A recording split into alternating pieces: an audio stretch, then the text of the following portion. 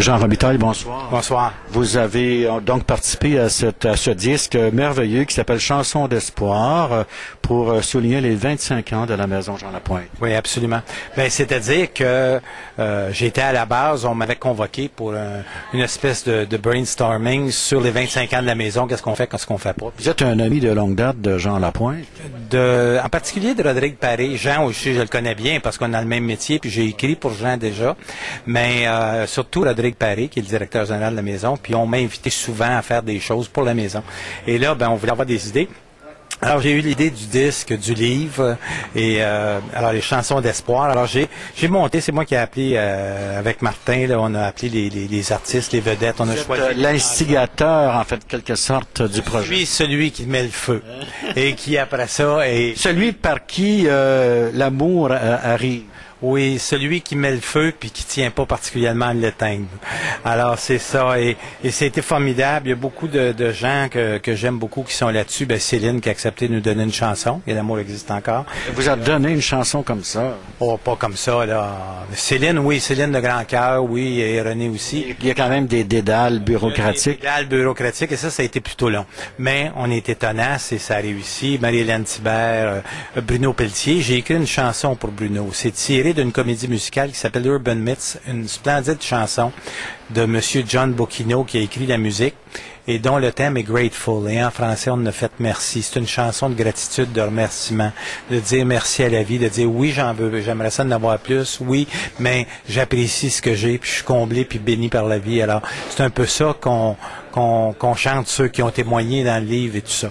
Alors, il y a cette chanson-là. Il y a aussi la chanson de Jean Lapointe dont j'ai refait les arrangements. Oui, justement, Les Fleurs Malades. Oui. Qui est une chanson magnifique. Oui. Et vous l'avez rendue encore plus belle. Ah ben merci. Puis j'ai été aidé dans ça parce qu'il y a Anne-Élisabeth qui a accepté d'en faire partie. Aussi, il y a Anne-Élisabeth qui est la fille de Jean. Et les Alarmes. Les Alarmes, c'est un groupe de jeunes filles qui, il y a 8 ans, faisaient partie d'un projet dans Hochelaga Maisonneuve. Ils ont commencé à faire des spectacles et un disque. Et c'était pour sortir les jeunes de la rue. Alors, les Alarmes sont partis de là, de ce projet-là. Et ont continué. Ils sont rendus au-delà de 300 spectacles maintenant. C'est formidable. Alors, les jeunes filles ont accepté d'emblée de venir participer à cet enregistrement-là. Il y a Bory, qui a accepté aussi de faire une chanson que j'ai écrite, la musique et les... Bory qui se tient dans l'incognito. Oui, il était ici tout à l'heure. On a un spectacle. On le voit pas, il est dans l'ombre, il y a un masque, c'est un peu... C'est le régent du charme des temps modernes. Ah oui, c'est ça. Il se garde à l'abri et chante bien, fait des choses qui sont très conceptuelles. Mais là, il a accepté de chanter ma chanson qui s'appelle La 12e. La 12e en langage, si vous voulez, de maison de thérapie, c'est de transmettre le message à un autre, de parler de moi, de dire, mais j'ai eu des problèmes, tu étais là pour m'écouter, puis si toi t'en as, ben regarde, je vais être là pour t'écouter. C'est la 12e étape. La 12e étape, c'est ça. Alors ça, Bory a accepté de faire ça. Il n'accepte pas encore de la chanter en public. Je me suis essayé, par exemple. Il était ici ce soir, mais... Ça y a tenté, mais pas tout à fait. Ben, je pense qu'il n'est pas prêt encore à enlever son masque. Faut respecter ça, c'est l'artiste. Tout à fait, c'est l'artiste. Et en plus, ben il y a une autre chanson avec Emmanuel Bilodeau qu'on a fait, une chanson des Cowboys fringants, mon chum Rémi. C'est splendide. Emmanuel je l'ai mis au défi. J'ai dit, Emmanuel, chantes-tu? Il m'a dit. Vous avez dit qu'il tremblait quand il a fait l'enregistrement? Oui, oui. Emmanuel, j'ai dit, tu chantes-tu? Il dit non, mais c'est un de mes rêves. J'ai dit, est-ce que t'aimes les Cowboys fringants? Il dit, oui, c'est mes préférés. J'ai dit, mon chum Rémi, j'aime ça, puis commence à me la chanter. J'ai dit, alors, tu me l'as fait, c'est réglé. Alors, il l'a fait, et quand il est arrivé, pour un comédien chevronné comme lui, il était tellement nerveux. Il tremblait, mais en même temps, j'ai dit, j'ai peur quand il a eu fini un premier, parce que moi, j'avais le frisson, là, la chair de poule, tellement que c'était touchant. Puis j'ai dit, je te vois trembler, puis j'ai envie de rien te dire parce que c'est tellement bon. Puis j'ai dit, je te vois trembler, mais Regarde, la chanson, c'est ça, là. C'est l'artiste qui se donne, en fin de compte. Tout à fait généreux. Il fait les entrevues, se prête. Il ne pouvait pas être ici ce soir et envoyer une vidéo. Comme tous les artistes de ce disque, finalement, vous avez réussi là un coup de maître, Jean Robitaille. Je suis très, très fier. Disons que dans ma carrière, j'en ai fait beaucoup, mais celui-là, c'est mon préféré. Vous avez gagné un prix récemment pour le film? Oui, j'ai gagné le Génie de la meilleure musique de film en 2007. J'ai été aussi intronisé au Panthéon des auteurs-compositeurs canadiens. Et un classique de la Socan, parce que j'avais écrit, ma première chanson que j'ai écrite, c'est Les Croissants de Soleil. Ah oui? Sur une mise en musique de Lee Gagnon aussi? Oui, c'est la première chanson que j'ai écrite, ça, et qui est chantée par Ginette Renaud. C'est formidable.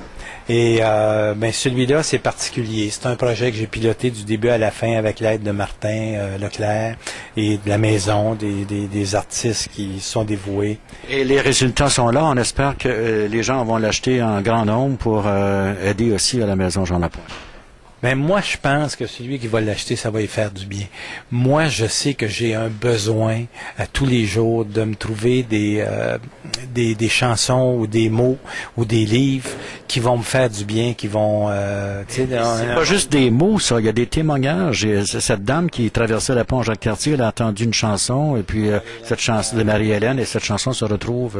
Oui, c'est ça. J'avais lu le témoignage de cette jeune fille, puis j'ai appelé Marie-Hélène pour que sa chanson soit sur le disque, et elle s'y est prêtée de bon gré. Les artistes sont généreux quand même, ne trouvez-vous pas? Oui.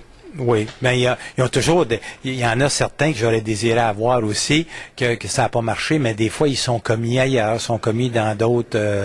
Il y a un gars comme Claude Dubois aussi qui a donné généreusement une chanson. J'aurais aimé avoir Si Dieu existe, mais je crois qu'il l'a fait pour portage, ça, dans le temps. Alors, tu sais, il y a des... Pour savoir partager. Oui, mais je suis comblé, je peux pas vous dire combien, d'avoir eu tous ces artistes-là et de les avoir vus ici ce soir participer généreusement.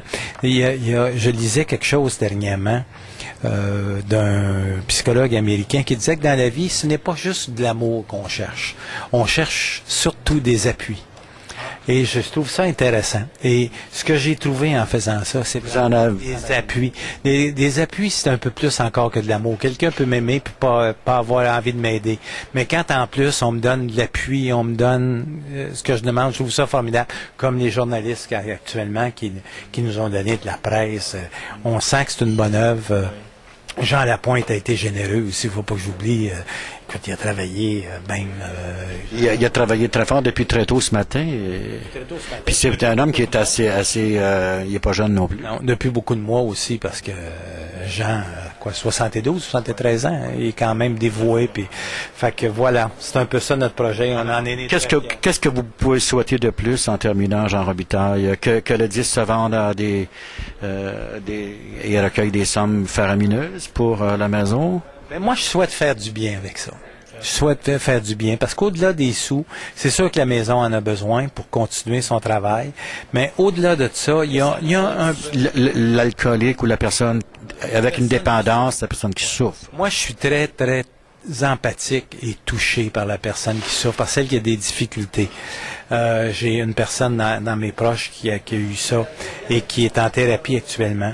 Et je suis allé à la maison de thérapie, qui n'est pas à la maison Jean Lapointe pour l'instant, mais et j'ai rencontré là des jeunes dont je connais les pères, les mères. Alors, et je suis très touché par ces jeunes-là, par leurs difficultés, parce que c'est pas qu'ils le veulent. Hein. Il y a quelque chose des fois de génétique, il y a quelque chose de récurrent qui fait qu'ils ont de la difficulté à s'en sortir. Puis moi, je suis empathique à ça. Je souhaite leur apporter quelque chose. Alors, autant pour eux que pour l'autre personne qui vit les conséquences de ça aussi, les parents de ces jeunes-là qui les voient se détruire puis qui savent pas comment agir, comment faire. Moi, j'ai fait mon témoignage dans le livre à ce sujet-là parce que j'ai fait le programme d'aide à la famille à la maison. Alors, je suis très, très empathique à ça et c'est ce que je souhaite, que ça fasse du bien des gens, puis qu'en plus, qu'on puisse faire du bien à la maison, à la fondation, avec les ventes, voilà. Je pense que c'est très bien parti. Merci beaucoup, Jean Robitaille. Ben, merci à vous.